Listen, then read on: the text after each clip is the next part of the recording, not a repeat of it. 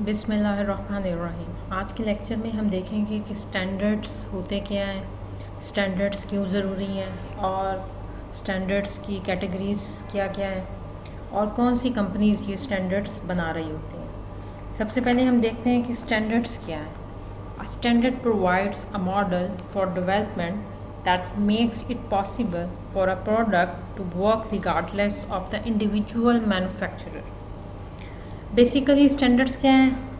किसी भी प्रोडक्ट की डेवलपमेंट के लिए ये आपको क्या कर रहे होते हैं, एक मॉडल प्रोवाइड कर रहे होते हैं के बजाय कि सारे जितने भी मैन्युफैक्चरर्स हैं वो अपने अपने स्टैंडर्ड्स बनाएं। हम एक कॉमन स्टैंडर्ड बना लेते हैं और फिर वो जितने भी मैन्युफैक्चरर्स हैं वो उस स्टैंडर्ड को फॉलो करेंगे। इससे फ़ायदा क्या होगा? इससे होगा ये कि जितनी भी डिवाइसेस हैं, चाहे वो किसी भी कंपनी की हों, चाहे वो कोई भी टेक्नोलॉजी यूज़ कर रही हों, चूँकि सब स्टैंडर्ड एक ही फॉलो कर रही हैं तो वो आसानी से क्या कर सकती हैं, एक दूसरे के साथ कम्युनिकेट कर सकती हैं। यानी जब स्टैंडर्ड एक होगा तो आप क्या करोगे, आसानी के साथ एक दूसरे के साथ कम्युनिकेट कर सकते हो क्योंकि आपकी आपस में कंपैटिबिलिटी होगी। लेकिन अगर आप एक स्टैंडर्ड फॉलो नहीं करते तो उससे क्या होगा, कंपैटिबिलिटी इशू आ जाते हैं। यानी एक डिवाइस, एक कंपनी ने अगर एक अपना स्टैंडर्ड फॉलो किया है तो दूसरी कंपनी वो स्टैंडर्ड फॉलो नहीं कर रही, तो उससे होगा क्या कि एक कंपनी की डिवाइसेस दूसरी कंपनी की डिवाइसेस के साथ कम्युनिकेट नहीं कर सकती।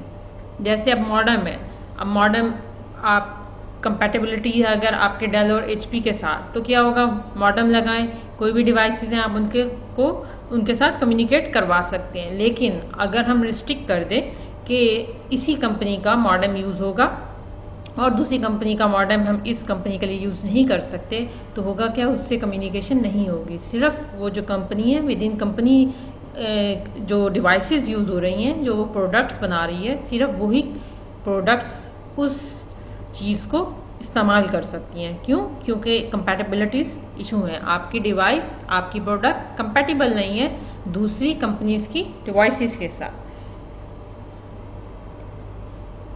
ये तो था स्टैंडर्ड्स। स्टैंडर्ड्स ज़रूरी क्यों हैं? देखिए, जब भी हम स्टैंडर्ड्स बनाते हैं, मैंने अभी बात की कि प्रोडक्ट की, कि अगर हम एक स्टैंडर्ड यूज़ करेंगे तो उससे क्या होगा कि आपकी प्रोडक्ट कहीं भी हो, दुनिया में कहीं भी है, अगर आप एक स्टैंडर्ड को यूज़ कर रहे हैं तो आप किसी भी डिवाइसेस, चाहे बाहर की हो चाहे आपकी लोकल है, आप उनके साथ क्या कर सकते हो, कम्युनिकेट करवा सकते हो। इससे क्या होगा, आपकी प्रोडक्ट की ग्रोथ होगी। लेकिन अगर हम कंपनी अपनी प्रोडक्ट को लिमिटेड कर देते हैं कि सिर्फ यही डिवाइसेस इन्हें यूज़ कर सकती हैं, तो वो क्या होगा, उसकी जो ग्रोथ होगी वो रुक जाएगी, एक क्लोज ग्रोथ होगी कि सिर्फ वही जो डिवाइस ने जो उस मैन्युफैक्चरर की हैं वो उन्हें यूज़ कर सकती हैं और जो बाकी मैन्युफैक्चरर हैं वो डिवाइसेस उनको यूज़ नहीं कर सकती। तो हम क्या करते हैं, ऐसे स्टैंडर्ड्स बनाते हैं ताकि आपकी ओपन हो, आपकी कंपेटिटिव मार्केट हो, आप ज़्यादा से ज़्यादा टारगेट कर सकें डिफरेंट मैन्युफैक्चरर्स को। इसलिए जो स्टैंडर्ड्स हैं, एक जो स्टैंडर्ड है उसको फॉलो किया जाता है। गारंटिंग नेशनल इंटरनेशनल इंटरऑपरेबिलिटी, यानी क्या कि आपकी जो प्रोडक्ट है, यानी नेशनल इंटरनेशनल, अगर बैनुल अक़वामी मुल्क के बाहर कहीं भी प्रोडक्ट्स बन रही हैं तो वो क्या करें, उनकी कंपैटिबल हो, यानी आपस में कम्युनिकेट कर सकें। अगर कंपैटिबल नहीं होगी, आपके स्टैंडर्ड सेम नहीं होंगे तो क्या होगा, प्रोडक्ट की ग्रोथ भी नहीं होगी, हमें डिफरेंट किस्म की प्रॉब्लम्स फेस करनी पड़ सकती हैं। अगर हम इसकी एग्जांपल लें, जेनेरिक एग्जांपल लें, अगर आपके पास प्रोडक्ट्स अवेलेबल हैं किसी गाड़ी के, एक कंपनी है वो कहती है कि हमारे प्रोडक्ट हैं, अगर तो वो कॉमन स्टैंडर्ड्स को फॉलो करते हुए बनाए होंगे एक स्टैंडर्ड को, तो वो क्या होंगे, पार्ट्स आप किसी दूसरी गाड़ी, किसी दूसरी कंपनी की गाड़ी में भी लगा सकते हैं। लेकिन अगर आपने अपने स्टैंडर्ड्स, एक कॉमन स्टैंडर्ड यानी स्टैंडर्ड्स को फॉलो नहीं किया होगा तो वो क्या होंगे, अगर कंपनी के इंडिविजुअल स्टैंडर्ड्स होंगे तो वो चीज़, वो पार्ट्स, गाड़ी के पार्ट्स हम किसी दूसरी कंपनी की गाड़ी में नहीं लगा सकते। क्यों? क्योंकि वो एक स्टैंडर्ड को फॉलो करते हुए नहीं बनाए हुए हैं।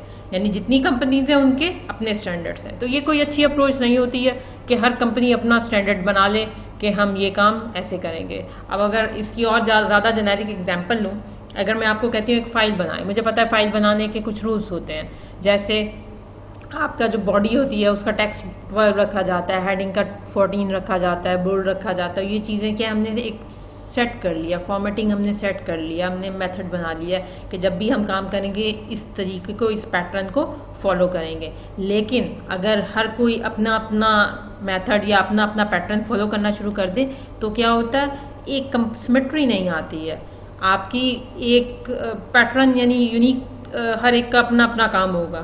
तो डिवाइसेस से जब काम करना होता है, डिवाइसेस से जब कम्युनिकेट करना होता है, तो उनकी कम्युनिकेशन के लिए स्टैंडर्ड्स का एक होना ज़रूरी है ताकि वो क्या हो, एक दूसरे के साथ कंपैटिबल हो। वाई स्टैंडर्ड्स आर इसेंशियल, ये देखें इस डायग्राम के ज़रिए आप देख सकते हैं। यहाँ पे समझे ये हमारा सेंडर है और ये हमारे पास रिसीविंग एंड है। हमने अगर कम्युनिकेट करना है S1 ने D1 के साथ, D2 के साथ, D3 के साथ, हर एक कंपनी अपना अपना स्टैंडर्ड यूज़ कर रही है, तो अपना अपना प्रोटोकॉल। हमने लास्ट टाइम कहा था कि एक प्रोटोकॉल हो, प्रोटोकॉल क्या है, सेट ऑफ रूल्स हैं, यानी रूल्स आपके सेम हो। यहाँ पे क्या प्रोटोकॉल डिफरेंट है। तो S1 ने D1 से बात करनी है तो एक अलहदा प्रोटोकॉल यूज़ किया, S1 ने D2 से बात करनी है तो एक अलहदा प्रोटोकॉल यूज़ किया, और D3 से बात करनी है तो एक डिफरेंट प्रोटोकॉल यूज़ किया। यानी एक डिवाइस को 3 डिवाइसेस से बात करने के लिए 3 डिफरेंट प्रोटोकॉल की ज़रूरत हुई। इसी तरह S2, S3, S4 है। इन तीनों ने भी जब बारी बारी D1, D2 से कम्युनिकेट किया तो इन सबको भी 3-3 प्रोटोकॉल की ज़रूरत हुई। तो अब यहाँ पे हमारे पास कितने प्रोटोकॉल आ गए, 12 प्रोटोकॉल। हर साइड पे 3 प्रोटोकॉल, 4 डिवाइसेस, तो हमें कितने प्रोटोकॉल्स की ज़रूरत हुई, 12 प्रोटोकॉल्स की ज़रूरत हुई। अगर हम राइट हैंड साइड वाली डायग्राम को देखें तो हमारे पास यहाँ पे इस वाली फर्स्ट डायग्राम में हम क्या कर रहे हैं, स्टैंडर्ड को फॉलो नहीं कर रहे हैं, जबकि जो हमारे पास दूसरी डायग्राम है इसमें हम क्या कर रहे हैं, स्टैंडर्ड फॉलो कर रहे हैं। कैसे, आपके स्टैंडर्ड सेम है, आपके पास 4 डिवाइसेस हैं, सामने आपने 3 डिवाइसेस से कम्युनिकेट करना है। जस्ट आपको क्या है, एक एक प्रोटोकॉल, हर डिवाइस के लिए दूसरी डिवाइस से कम्युनिकेट करने के लिए एक प्रोटोकॉल चाहिए, तो आपको कम प्रोटोकॉल्स की ज़रूरत पड़ी। क्यों? क्योंकि आप स्टैंडर्ड्स को फॉलो कर रहे थे, एक स्टैंडर्ड प्रोटोकॉल को फॉलो कर रहे थे, जबकि इस डायग्राम में हम एक स्टैंडर्ड प्रोटोकॉल को फॉलो नहीं कर रहे हैं। अब हम देखते हैं कि कैटेगरीज ऑफ स्टैंडर्ड्स क्या हैं। स्टैंडर्ड्स को बेसिकली हम 2 कैटेगरीज में डिवाइड करते हैं, डिजोर और डिफेक्टो। आगे से डिफेक्टो को डिवाइड किया जाता है 2 कैटेगरीज में, प्रोप्राइटरी और नॉन प्रोप्राइटरी। सबसे पहले हम देखते हैं कि डिजोर क्या होता है, डिजोर और डिफेक्टो। डिफेक्टो देखते हैं। डिफेक्टो मीन्स बाय इफेक्ट और बाय कन्वेंशन, यानी ये स्टैंडर्ड्स कोई आपकी ऑर्गेनाइजेशंस नहीं बनाती हैं, कोई आपकी कमेटीज़ नहीं बनाती हैं, बल्कि क्या, जो कन्वेंशंस फॉलो की जा रही होती हैं, चल रही होती हैं सोसाइटी में, आप उनकी बेसिस पे इनको फॉलो कर रहे होते हैं। Standards not approved by an organized body but have been adopted as standards through their wide spread use. Like अब आप देखें कि आप लोग PC यूज़ कर रहे होते हैं तो सबके ऑलमोस्ट हर एक के लैपटॉप या कंप्यूटर में विंडोज़ ऑपरेटिंग सिस्टम है। तो अब ये किसी ऑर्गेनाइज्ड बॉडी ने हमें नहीं कहा, बल्कि क्या, आम कन्वेंशनल यूज़ है, सब यूज़ कर रहे हैं, इसलिए वो एक डिफेक्टो लॉ बन गया है, यानी एक स्टैंडर्ड बन गया है कि सब यूज़ कर रहे हैं तो हम भी उसे यूज़ कर लेंगे। आगे हम देखते हैं डिजोर, यानी बाय लॉ और बाय रेगुलेशन। जैसे नाम से पता चल रहा है बाय लॉ, यानी यहाँ पे जो भी स्टैंडर्ड है वो कोई रेगुलेशन बॉडी, कोई लॉ के अकॉर्डिंग बनेगा और उसको हम फॉलो कर रहे होंगे। Standards that have been legislated by an official recognized regulation body, यानी यहाँ पे कोई ऑफिशियल वे में आपके क्या है, स्टैंडर्ड्स बन रहे हैं। ये नहीं है कि सब यूज़ कर रहे हैं तो हमने भी इस्तेमाल कर दिया, एक चीज़ कॉमन है, बल्कि क्या है, कोई रेगुलेशन बॉडी है जो कि आपके लिए स्टैंडर्ड्स बना रही है, देन आप क्या करते हो, उनको इस्तेमाल करते हो। डिफेक्टो को हम आगे मज़ीद 2 कैटेगरीज में डिवाइड करते हैं, प्रोप्राइटरी और नॉन प्रोप्राइटरी। प्रोप्राइटरी हमारे पास कौन से स्टैंडर्ड्स होते हैं, इन्हें क्लोज स्टैंडर्ड्स भी कहा जाता है। Standards that are originally invented by a commercial organization as a basis for the operation of its products. They are wholly owned by that company. They are also called closed standards because they close off communication between systems. जैसे नाम से पता लग रहा है कि close standards, यानी ऐसे स्टैंडर्ड्स जो किसी एक ऑर्गेनाइजेशन ने किसी एक कंपनी ने अपने लिए बना लिए हैं और सिर्फ उस कंपनी के अंदर वो जितनी भी डिवाइसेस हैं वो उनको फॉलो कर रही हैं। तो ऐसे स्टैंडर्ड्स को हम क्या कहते हैं, प्रोप्राइटरी स्टैंडर्ड्स कहते हैं, क्योंकि ये क्या कमर्शियल ऑर्गेनाइजेशंस बनाती हैं अपने इस्तेमाल के लिए,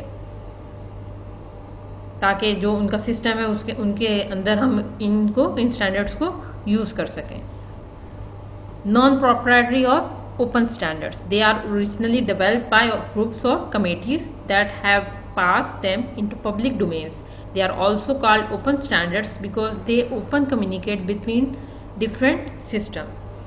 ओपन स्टैंडर्ड्स यानी ऐसे स्टैंडर्ड्स जो कि ओपन है, जिन्हें कोई भी यूज़ कर सकता है। ये कौन बनाता है, आपके डिफरेंट कमेटीज़ और ग्रुप बना रहे होते हैं पब्लिक डोमेन्स के लिए, ताकि जितनी भी डिवाइसेस हैं कहीं भी हों, दुनिया के किसी भी हिस्से में हों, वो क्या कर सकें, इजीली कम्युनिकेट कर सकें। यहाँ पे आपके स्टैंडर्ड्स क्लोज नहीं हैं कि आपको with in environment, with in land use करने पड़ रहे हैं, बल्कि ओपन है, आप उनको कहीं भी इस्तेमाल कर सकते हैं। किसी भी तरह की डिवाइसेस हों, किसी भी कंपनी की डिवाइसेस हों, तो आपके स्टैंडर्ड्स क्या हैं, ओपन है, इसलिए कम्युनिकेशन आसान है। स्टैंडर्ड्स ऑर्गेनाइजेशंस, मैं बात कर रही हूँ कि हम कंपनीज बना रही हैं, लेजिस्लेशन बॉडीज़ हैं, तो जो आपके स्टैंडर्ड्स बना रही होती हैं। बेसिकली 3 मेन कंपनीज़ हैं, ऑर्गेनाइजेशन हैं या एंटिटीज़ हैं जो कि ये स्टैंडर्ड्स बना रही होती हैं। वो कंपनीज़ कौन कौन सी है देख लेते हैं। सबसे पहले स्टैंडर्ड कमेटीज़, ये आपके क्या डिफरेंट स्टैंडर्ड्स को बनाती है, देखती है, ऑब्जर्व करती है और उसके बाद डिसाइड करती है कि ये स्टैंडर्ड होना चाहिए या नहीं होना चाहिए।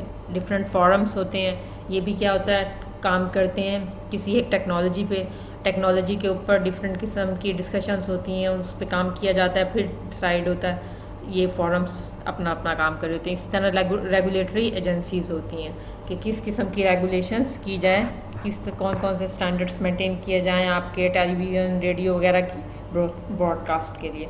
तो ये हैं स्टैंडर्ड्स, और स्टैंडर्ड्स बनाने वाली कंपनी है जो कि ये स्टैंडर्ड्स को बना रही होती हैं। उम्मीद है आपको आज का लेक्चर पसंद आया होगा।